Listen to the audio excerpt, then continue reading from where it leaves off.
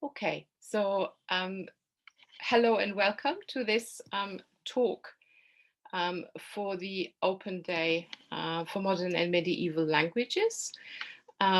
We are going to give you a presentation with a bit of an overview about languages that you can study from scratch at Cambridge. My name is Silke Mentchen and I teach German.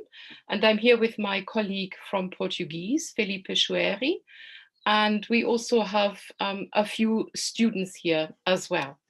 And they will introduce themselves a little bit later. We would like to explain to you why we think studying languages is a fantastic thing to do. And maybe when thinking about what sort of degree to do for university studies, you come across the word linguist or people describing themselves as linguists when they are either teaching or studying languages.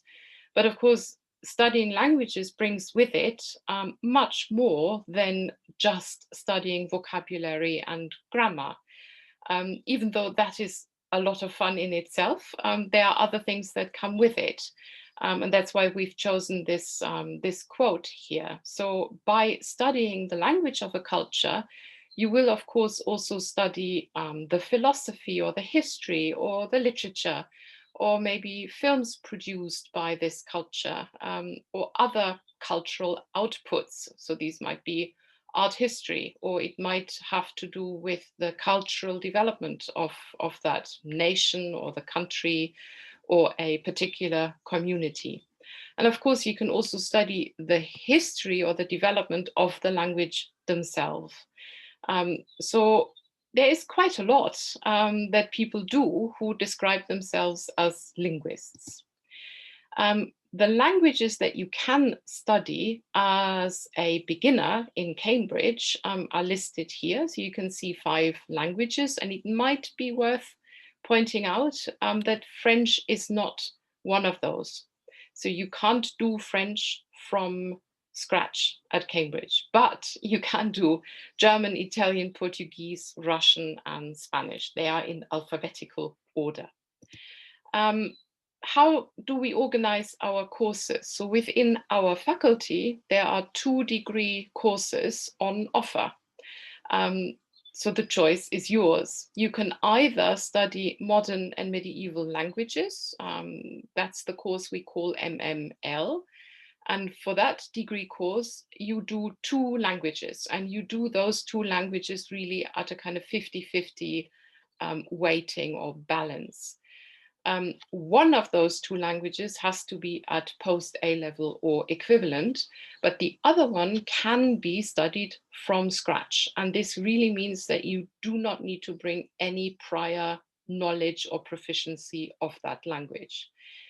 So that might be worth considering. You may have done 2 languages at A level or equivalent and might now want to add another language to your profile. Or maybe you've only done 1 language at A level, but then of course you can still come and study with us because the second language can be picked up from scratch. The other degree course we offer is a degree made up of 50% history and 50% language. And the language side of that degree can be studied from scratch. So you can, for example, study modules from history and learn Russian from scratch. Or you can pick up Spanish from scratch and combining this with history. So these are the 2-degree courses that you need to be aware of and maybe research a little bit before you decide. Which language? And I think it's worth investing a little time and a little bit of research to really make sure that you've picked the right languages. There are all sorts of preconceived ideas about which languages are easier or more difficult. Some people say that German has a lot of grammar, but then English has too.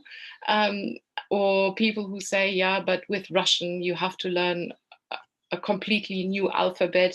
This is all true. but that doesn't necessarily make it more difficult. There are lots of different types of students with lots of different interests and lots of different abilities.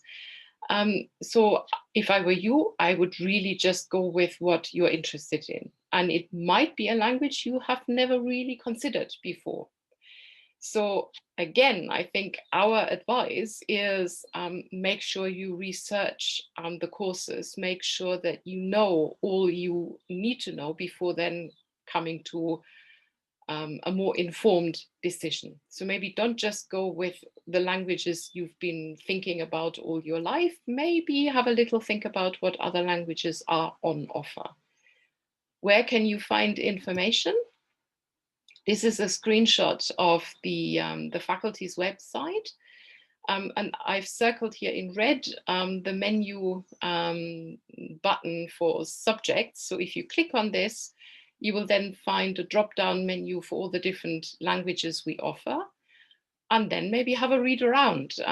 You might surprise yourself. So I've chosen Slavonic studies.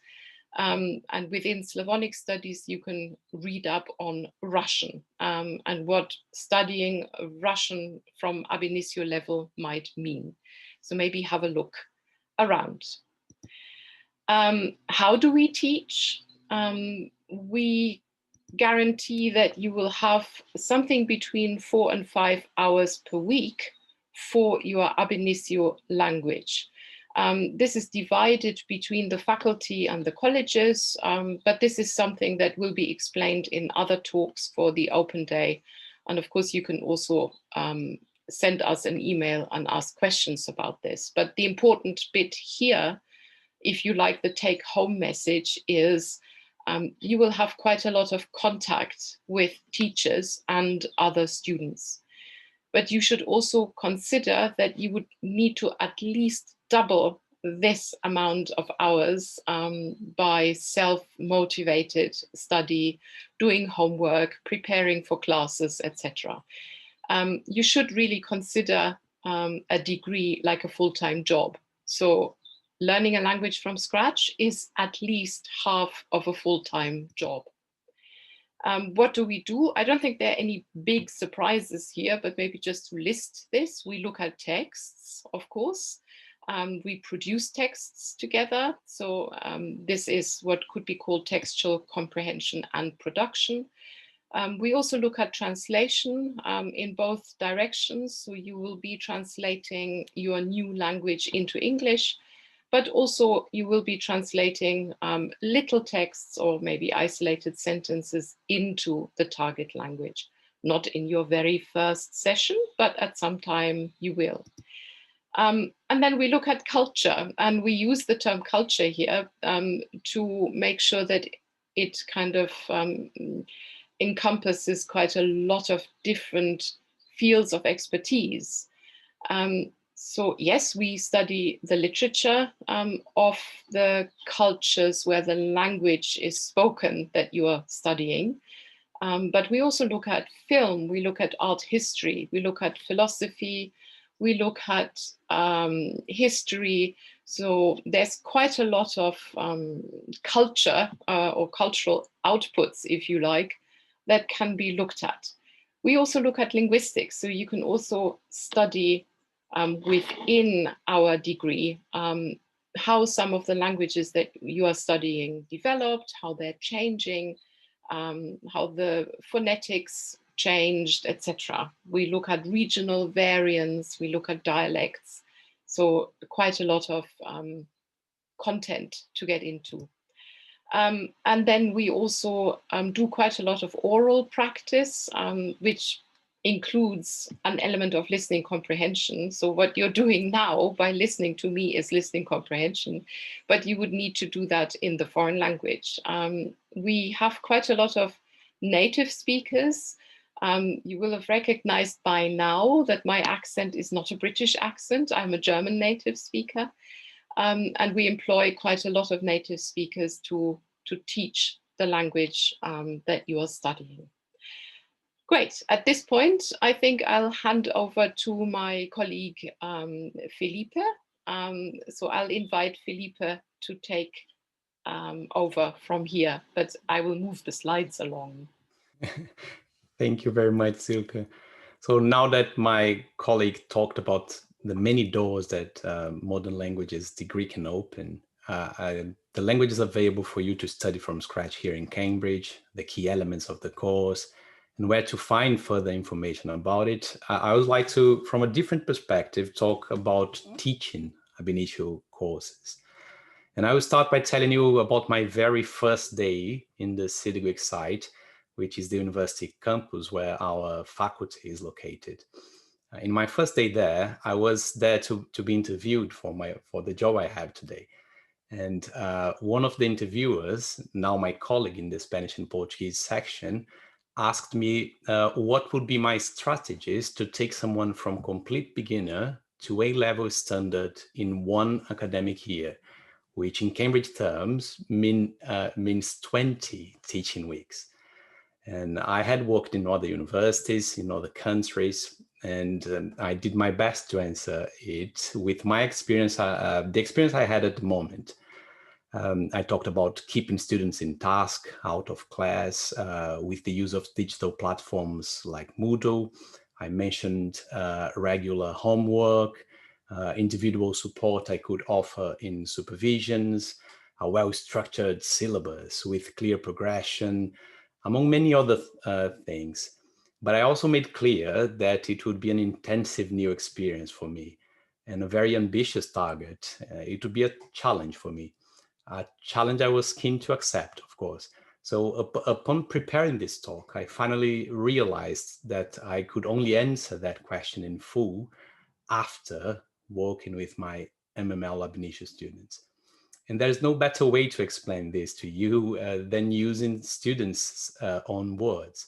So without working with ab initio students, I would never understand the power of everyone starting from an equal basic footing. Next slide, please. So the connections you build are very strong, not only among the small group of people that study ab initio, but also very much among the teachers too. I have found very strong, open and productive relationships. Ab initio ambience is the most positive out of all the areas faculties I have experienced in Cambridge, curricular or otherwise. Without working with ab initio students, I would never understand the impact that learning a language from scratch has on the learner's confidence. Next slide, please. The small classes mean you get to know the teachers and classmates really quickly, removing all feelings of intimidation, unease, or the infamous imposter syndrome. Only after working with ab initio students, I could better understand the strategies I talked about in my interview, my job interview. Next slide, please. The workload is as intense as you make it. That is, you get out what you put in. And I feel everyone is motivated enough to get to a great level in such a short space of time. It's a perfect balance between a sense of participative fun and really productive grammatical work. So to answer that question I had in my interview, in other words, the best strategy to take someone from complete beginner to A-level standard is treating ab initio students with an interest comparable with their curiosity, with a respect to the size of their willingness, with the passion we all deserved when dealing with an intensive new experience, with a challenge. So I would like to wrap things up, paraphrasing one of our students who said that studying a language from ab initio is certainly not as daunting as I initially anticipated. Well, teaching ab initio students in Cambridge is certainly not as daunting as I initially anticipated. And that is something that I only know because since I started here in Cambridge, since I started here in the MML faculty, every year, a new group of talented keen linguists shows up to teach me about it. Students like Charlie, Oliver, and Nathan, who started in Cambridge as ab initio students and are here today to share their experience with you. Over to you, Nathan, please. Yeah, thank you. Hi, I'm Nathan. I'm a fourth year student. and I studied German post A-level and Portuguese ab initio. It's quite an odd combination, but I think it serves to show that don't discount any combination of languages just because you don't think that German fits with Portuguese. I was in a class of Spanish and Portuguese students taking Portuguese from scratch, and French and Portuguese. So I was quite daunted by the prospect of, oh my gosh, these students have already got like a Romance language under their belt. But I'm now focusing on Portuguese literature and film and music. So don't let unusual combination deter you from picking up a language from scratch that you just kind of really want to get stuck in. It is, as much as it might be challenging teaching ab initio students, it's definitely a challenge being an ab initio student. And it took quite a while for me to take on that challenge. And the year abroad really, really did help me. I went to Brazil, and even 4 months in, I was feeling like, oh, I'm not quite fluent yet. But by the end of the year, I had 8 months out in Brazil, and I just felt so confident in it. So it is definitely a process, and yeah, it is what you make it. Yeah.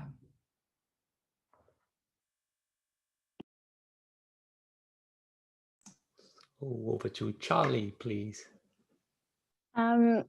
So I'm a third-year student, and I study French post A-level and Italian ab initio. And for me, the opportunity to study Italian ab initio is such a great one, because I'd always kind of wanted to study Italian for a few years before I came to university, but I never had the opportunity during school. So the idea that I could just pick it up when I came to university was incredible. I've really enjoyed it, and definitely when you first get to Cambridge to study an ab initio language, it's such a daunting idea that you're going to be learning the basics of a whole language in a year. But by my second year, I was feeling more confident in some of my Italian than I was in my French. And I think part of that is the atmosphere that you get from studying ab initio. And when you look back after your first year, sometimes you can think, oh, well, I don't know this in this language, but you know, there can be gaps. But to think about what you've studied and what you've learned in just 1 year, how you basically speak another language now, is just incredible. And my year abroad's been a bit interrupted by the pandemic, but I'm studying at an Italian university remotely at the moment. And I was always interested in kind of the art history aspect of Italian culture, and that's something I've been able to study on my year abroad, which is really really cool. Thank you, Charlie. Thank you, Nathan. Over to Oliver.